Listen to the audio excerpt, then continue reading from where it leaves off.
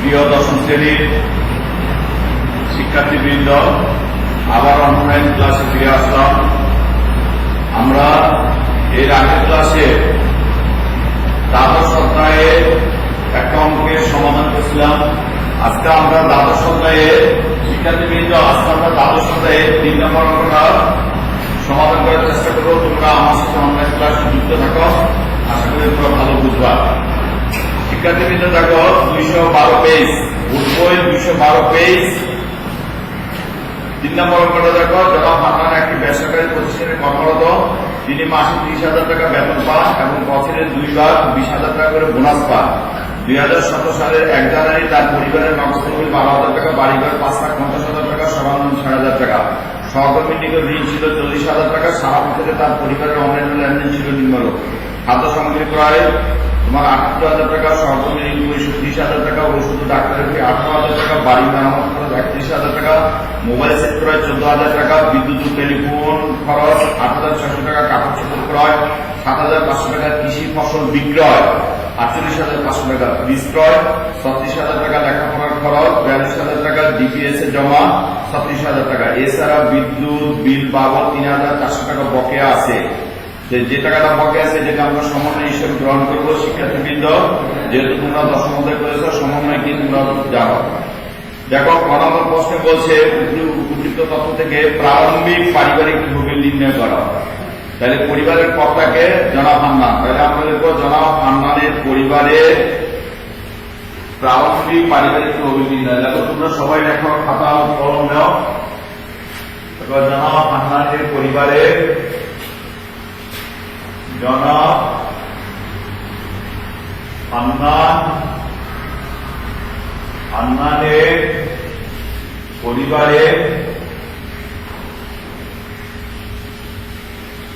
জনাব হান্নানের পরিবারের প্রারম্ভিক পারিবারিক তহবিল নির্ণয়। প্রারম্ভিক পারিবারিক তহবিল নির্ণয়। প্রারম্ভিক পারিবারিক তহবিল নির্ণয়।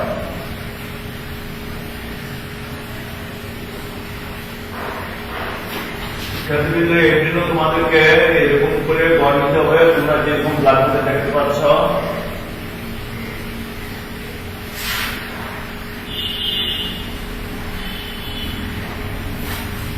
এরকম করে তোমরা খাতায় গল্প বিবরণ, টাকার জন্য 2টা ঘর, বিবরণ টাকা টাকা। শিক্ষার্থীবৃন্দ, প্রারম্ভিক পারিবারিক তহবিল হচ্ছে প্রারম্ভিক মোট সম্পত্তি মাইনাস প্রারম্ভিক মোট দায়। অর্থাৎ হান্নানের পরিবারের জানুয়ারিতে মোট কত টাকা সম্পদ আছে, মোট কত টাকার দায় আছে, সম্পদ থেকে দায় বাদ দিয়ে যেটা পাবো সেটাই হচ্ছে পারিবারিক তহবিল। তো শিক্ষার্থীবৃন্দ দেখো, লেখা আছে দ্বিতীয় লাইনে 2017 সালের 1 জানুয়ারিতে তার পরিবারের নগদ তহবিল 12,000 এটা সম্পদ, বাড়িতে 5,50,000 এটাও সম্পদ, সর্বনিম্ন এটাও সম্পদ। তাহলে এই কটা আমরা একসাথে যোগ করবো। তো তোমরা এখানে লেখো প্রারম্ভিক মোট সম্পদ। দেখো প্রারম্ভিক মোট সম্পদ, প্রারম্ভিক মোট সম্পদ, প্রারম্ভিক মোট সম্পদের মধ্যে তোমরা লেখো প্রারম্ভিক নগদ তহবিল 12,000। প্রারম্ভিক নগদ তহবিল 12,000। প্রারম্ভিক নগদ তহবিল 12,000। তারপরে আছে, দেখো তোমরা বইয়ের দিকে তাকাও, 212 পেজ, 3 নম্বর অঙ্ক, বাড়িঘর 5,50,000।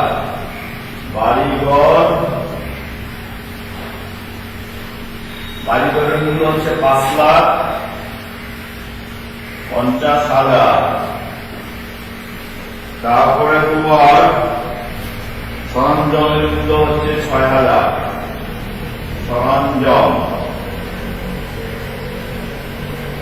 সরঞ্জামের মূল্য হচ্ছে 6,000। তাহলে এই সবগুলো যোগ করলে আসছে কত? 5,60,62,68,68,000, 5,68,000, 5,68,000। এবার দেখো বাদ প্রারম্ভিক মোট দায়, বাদ প্রারম্ভিক মোট দায়, প্রারম্ভিক মোট দায়, প্রারম্ভিক মোট দায় মানে জানুয়ারিতে মোট দায়। দেখো এই পরিবারের জানুয়ারিতে দায় মাত্র একটাই আছে, সহকর্মীর নিকট ঋণ ছিল 40,000 টাকা। দেখো সহকর্মীর নিকট ঋণ, সহকর্মীর নিকট ঋণ, এটা হচ্ছে দায়। তাহলে সম্পদ থেকে দায় বাদ দিতে হবে। দায় হচ্ছে তোমার কত? 40,000 টাকা, 40,000 টাকা। তাহলে যেহেতু এই অ্যামাউন্টের বিভাগে তোমরা এটা ব্র্যাকেট ইউজ করতে পারো, তাহলে 2 প্লাস 5,28,000 টাকা। এই 5,28,000 হচ্ছে হান্নানের পরিবারের পারিবারিক তহবিল, পারিবারিক তহবিল, পারিবারিক তহবিল, পারিবারিক তহবিল, পারিবারিক তহবিল কত? 5,28,000 টাকা। শিক্ষার্থীবৃন্দ দেখো আমাদের কয়েকটা শেষ হয়ে গেল। তোমরা নিচে এরকম একটা লাইন তুলে দিতে পারো, না টানলে কোনো সমস্যা নাই। তাহলে শিক্ষার্থীবৃন্দ আমাদের প্রারম্ভিক পারিবারিক তহবিল 5,28,000 টাকা হয়ে গেল। আশা করি তোমরা বুঝতে পারছো। প্রারম্ভিক পারিবারিক তহবিল মানে প্রারম্ভিক সম্পদগুলো একসাথে যোগ করবো, প্রারম্ভিক দায়গুলো একসাথে যোগ করে তারপরে বাদ দিব। ঠিক আছে? তাইলে আমরা কি পেয়ে যাবো? প্রারম্ভিক পারিবারিক তহবিল। শিক্ষার্থীবৃন্দ দেখো খবর যে 2017 সালে 31 ডিসেম্বর তারিখে উক্ত পরিবারের সমাপনী নগদ তহবিল নির্ণয় করা হয়। শিক্ষার্থীবৃন্দ যদি বলে সমাপনী নগদ তহবিল নির্ণয় করো, তাহলে তোমাদেরকে কি তৈরি করতে হবে? প্রাপ্তি প্রদান হিসাব তৈরি করতে হবে। অর্থাৎ এই পরিবার সারা বছরে কত টাকা নগদে পাইল এবং কত টাকা নগদে পরিশোধ করলো, এই প্রাপ্তি এবং পরিশোধের বিফলটাই হচ্ছে তোমার সমাপনী নগদ তহবিল। মোট প্রাপ্তি থেকে মোট পরিশোধ বাদ দিলে আমরা কি পাবো? সমাপনী নগদ তহবিল পাবো। এর জন্য তোমাদেরকে গড় নিতে হবে। শিক্ষার্থীবৃন্দ দেখো 2 নম্বর অঙ্কতে যেরকম গড় আছে ওইরকম গড় নিতে হবে। প্রাপ্তি সমূহ টাকা, প্রধান সমূহ টাকা, এরকম ভাবে চলো আমরা গড় নেই, তারপরে ক্ষয়ক্ষতি সমাপনী নগদ তহবিল বের করবো। তাহলে দেখো জনাব হান্নানের পরিবারে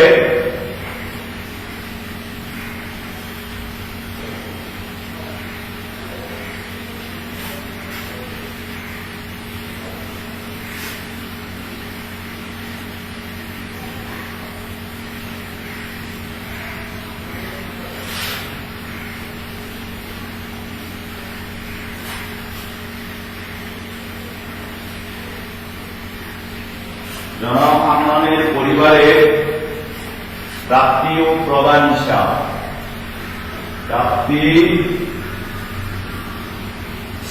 ও প্রদান হিসাব, প্রাপ্তি ও প্রদান হিসাব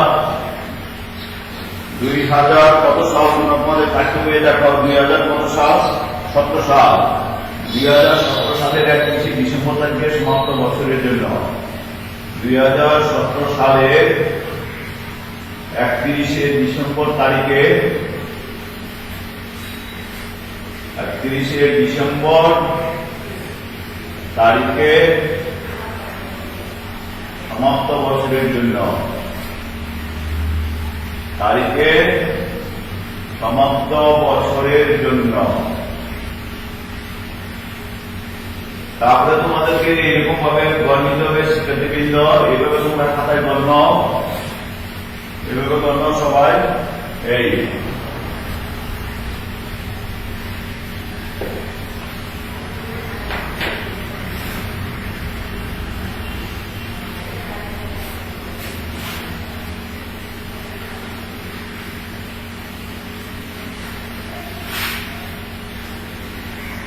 মাঝামাঝি একটা দাগ দাও,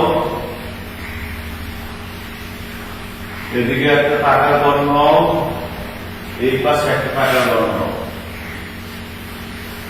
শিক্ষার্থীবৃন্দ এখানে লিখতে হবে প্রাপ্তি সমূহ টাকা। দেখো প্রাপ্তি সমূহ টাকা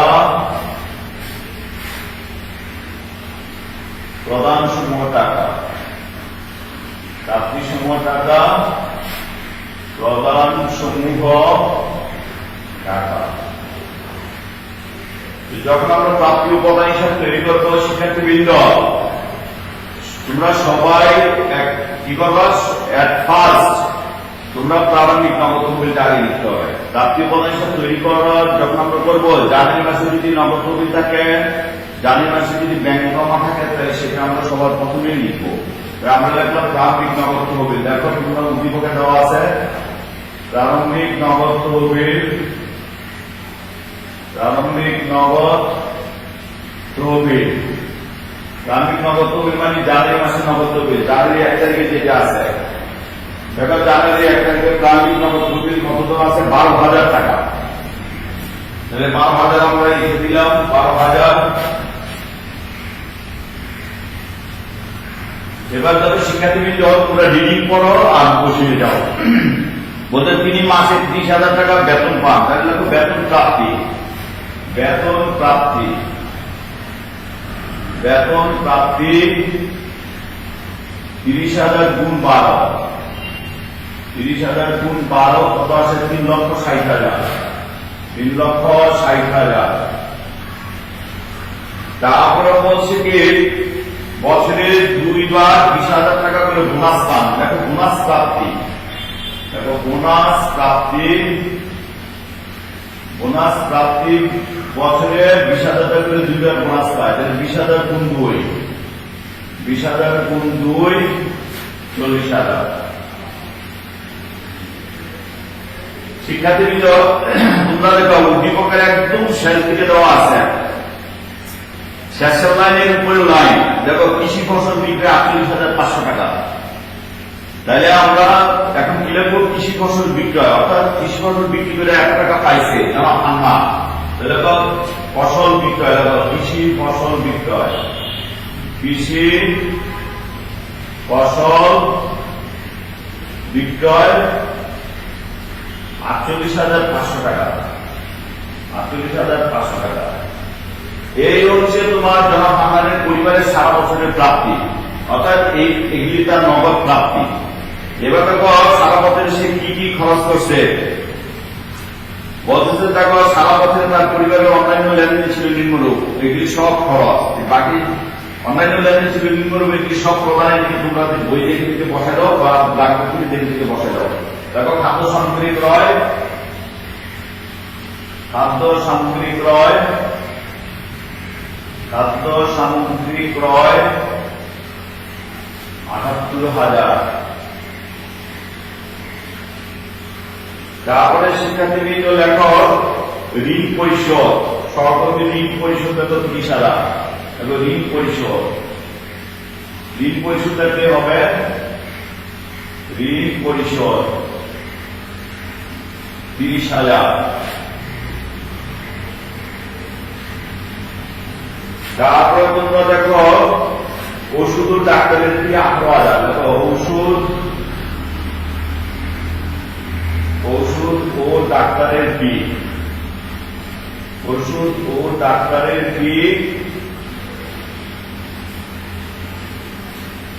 ওষুধ ও ডাক্তারের ফি কত, 18,000, 18,000। তাহলে ওষুধ ডাক্তারের ফি 18,000। বাড়ি মেরামত খরচ 31,000।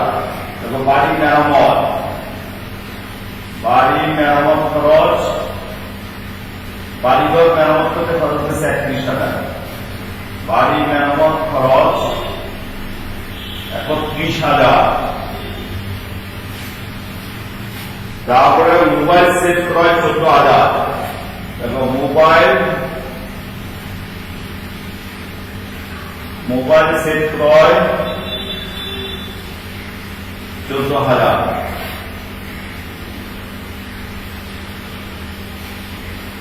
তারপরে হলো মোবাইল সেট ক্রয় 14,000। তারপরে বিদ্যুৎ ও টেলিফোন খরচ 8,600। বিদ্যুৎ ও টেলিফোন পাওয়া সারা বছরের খরচ হয়েছে, বিদ্যুৎ ও টেলিফোন, বিদ্যুৎ ও টেলিফোন খরচ। বিদ্যুৎ ও টেলিফোন খরচ হচ্ছে তোমার ৮৬০০ টাকা। ৮৬০০ টাকা, ৮৬০০ টাকা বিদ্যুৎ ও টেলিফোন খরচ, ৮৬০০ টাকা। কাপড় চোপড় ক্রয় ৭৫০০ টাকা। সারা বছরে কাপড় চোপড় ক্রয় করছে, কাপড় চোপড় ক্রয়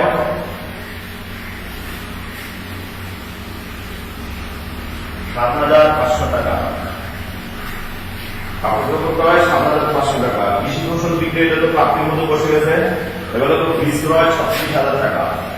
বীজ ক্রয়, বীজ ক্রয় ৩৬০০০ টাকা। বীজ ক্রয় ৩৬০০০ টাকা। তারপরে লেখাপড়ার খরচ ৪২০০০ টাকা। ছেলে মেয়েদের লেখাপড়ার জন্য খরচ হয়েছে ৪২০০০ টাকা। লেখাপড়ার খরচ ৪২০০০। লেখাপড়ার খরচ ৪২০০০। তারপরে বিপিএস ও কিছু টাকা জমা করছে, মানে টাকাটা চলে গেছে। বিপিএস এ জমা ৩৬০০০। বিপিএস এ জমা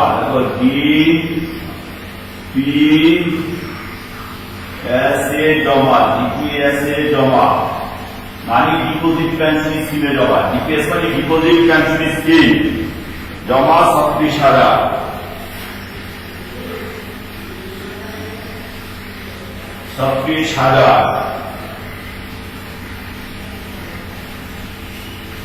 ৩৬০০০ টাকা।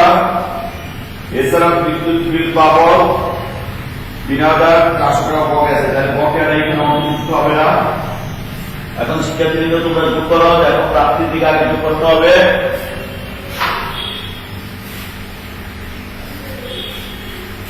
প্রাপ্তির দিকে আগে যোগ করে দাও তোমরা।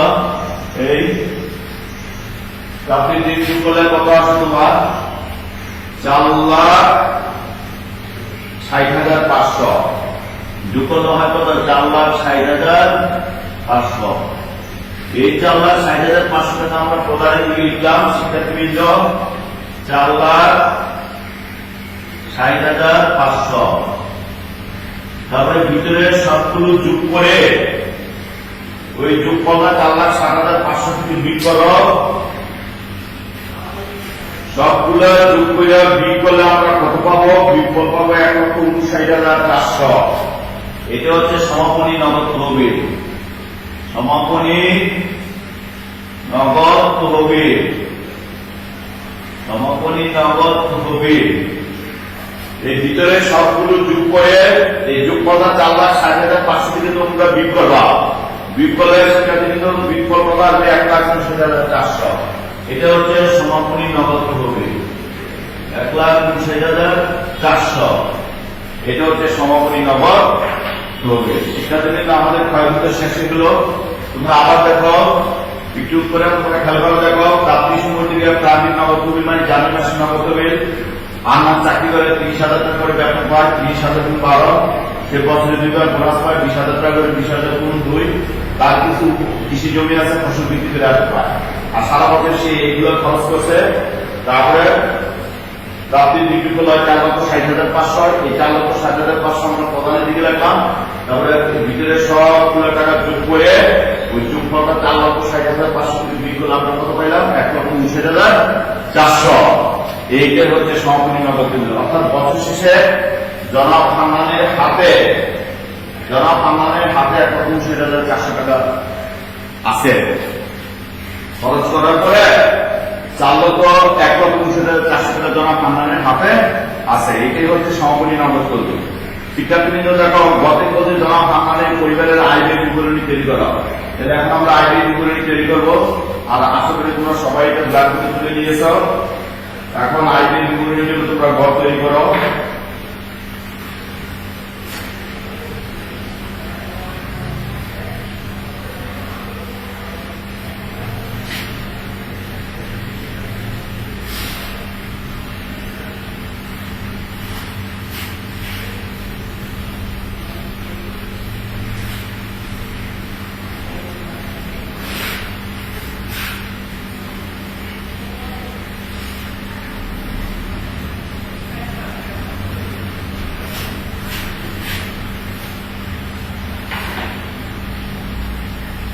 শিক্ষার্থীবৃন্দ, এখন আমরা গ নম্বর করতেছি।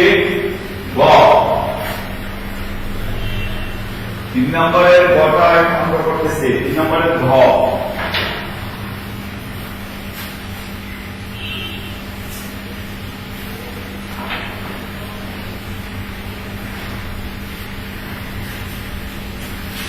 এখানে হলো আয় ব্যয় বিবরণী। এবার আয় ব্যয় বিবরণী।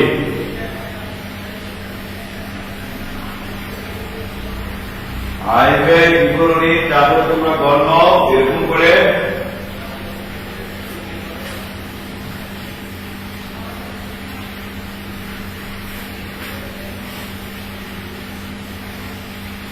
টাকার গড় 3টা নাও, 1টা 2টা 3টা।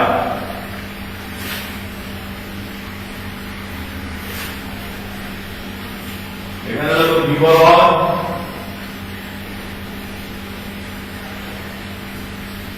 টাকা টাকা টাকা। এবার দেখো আয় সমূহ, আয় সমূহ। এবার আয়গুলো লিখে গেল শিক্ষার্থীবৃন্দ। এবং বেতন প্রাপ্তি এখন গুণ করতে হবে না। বেতন প্রাপ্তি এখন মাঝখানে করে 3,60,000। তারপর তো বোনাস প্রাপ্তি, বোনাস প্রাপ্তি, বোনাস প্রাপ্তি লেখো 40,000। তোমরা প্রাপ্তি বলার সাথে দেখে দেখে বসে যাও। বোনাস প্রাপ্তি কত হয়? 40,000। বোনাস প্রাপ্তি 40,000। তারপরে ফসল, কৃষি ফসল বিক্রয় 48,000। কৃষি ফসল বিক্রয়, কৃষি ফসল বিক্রয় লেখো 48,500। 48,500। তাহলে এই হচ্ছে আয়।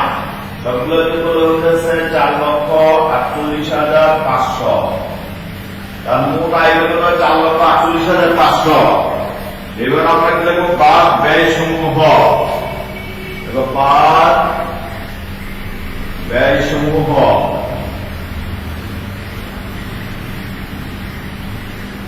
শিক্ষার্থীবৃন্দ, এখানে ব্যয় বলতে আমরা কোনগুলোকে বুঝবো? সম্পত্তি ক্রয় করার জন্য যে ব্যয় হয় সেটা না, একটা পরিবার পরিচালনা করার জন্য দৈনন্দিন যে ব্যয়গুলো হয়, একটা পরিবার পরিচালনা করার জন্য প্রতিদিন, প্রতি সপ্তাহে, প্রতি মাসে, প্রতি বছরের মধ্যে যে ব্যয়গুলো হয় সেগুলোকে আমরা এখানে অন্তর্ভুক্ত করব। দেখো শিক্ষার্থীবৃন্দ, খাদ্য সামগ্রী এটা প্রতিদিনই লাগে। খাদ্য সামগ্রী দেখো, খাদ্য সামগ্রী, খাদ্য সামগ্রী ক্রয়,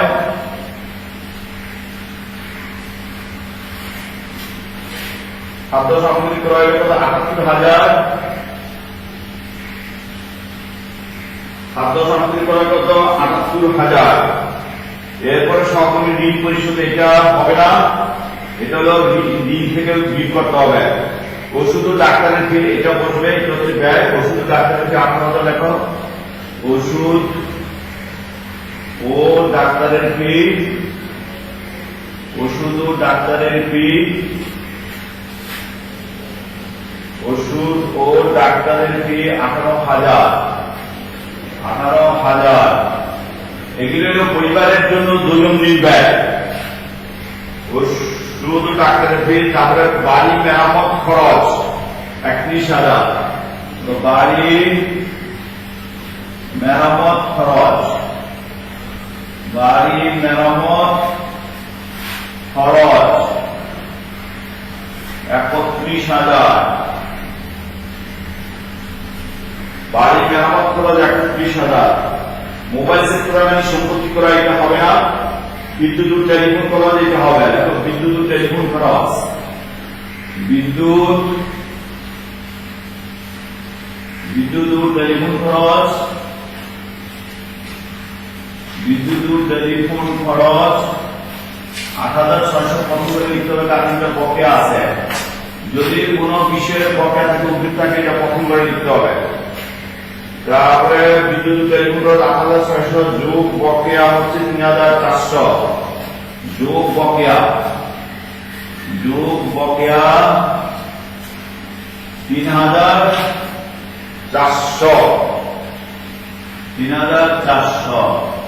তাহলে যোগ করলে আস্তে আস্তে কত তোমার ৮-৩-১১-১২,০০০ টাকা হলো বিদ্যুৎ টেলিফোন খরচ মোট। তারপরে কাপড় চোপড় ক্রয় ৭৫০০ কাপড় চোপড় ক্রয়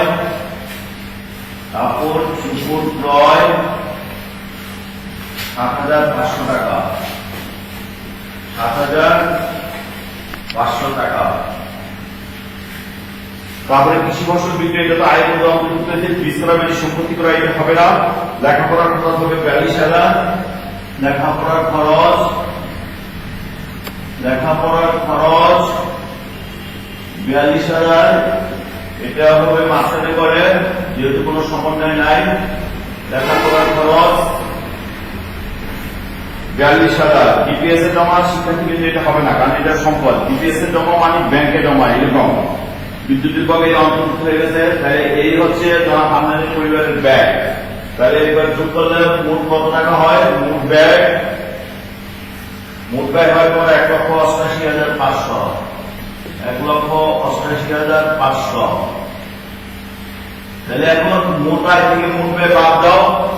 মোট আয় হলো ৪,৪৮,৫০০ আর মোট ব্যয় হলো ১,৮৮,৫০০। তাহলে বিয়োগ করলে কত আসে দেখো? ০ ০ ০। তারপরে ৮ মিলে গেল ০। তারপরে ৮ আছে ১৪ হলে ৬ যায়, হাত আছে ১, ২, ২ আছে ৪ হলে ২,৬০,০০০ হলো তার আয়ের উদ্বৃত্ত। ঠিক আছে, যদি আয়ের ট্রিপল করা হয়, ব্যয় ট্রিপল সুদ হয়, তাহলে বিগ কথাকে আমরা কি বলবো? আয়ের উদ্বৃত্ত অথবা ব্যয় অতিরিক্ত আয়। তাহলে এটা হচ্ছে আয়ের উদ্বৃত্ত জনাব হান্নানের। সেটার জন্য দেখো তোমরা আয়ের উদ্বৃত্ত হচ্ছে কত? ২,৬০,০০০ ২,৬০,০০০। এই আমাদের বয়োযুক্ত শেষ হয়ে গেল শিক্ষার্থীবৃন্দ। আশা করি তোমরা এই অঙ্কটা তোমরা সবাই আশা করি বুঝতে পারছো। এইভাবে তোমরা বাসায় যেগুলো করাইছে এগুলো প্র্যাকটিস করবা। এইরকম যত অঙ্ক আছে বিভিন্ন বোর্ড পরীক্ষায় বা এক্সারসাইজের যে অঙ্কগুলো আছে তোমরা এগুলি প্র্যাকটিস করার চেষ্টা করবা। আশা করি তোমরা সবাই বুঝতে পারছো। এইভাবে তোমরা সবাই অনলাইন ক্লাসে যুক্ত থাকবা এবং তোমাদের লেখাপড়া চালিয়ে যাবা, করোনাকালে ভালো থাকবা, এই প্রত্যাশা রেখে আজকের অনলাইন ক্লাস এখানেই শেষ করলাম। সবাই ভালো থাকো, সুস্থ থাকো এবং নিরাপদে থাকো।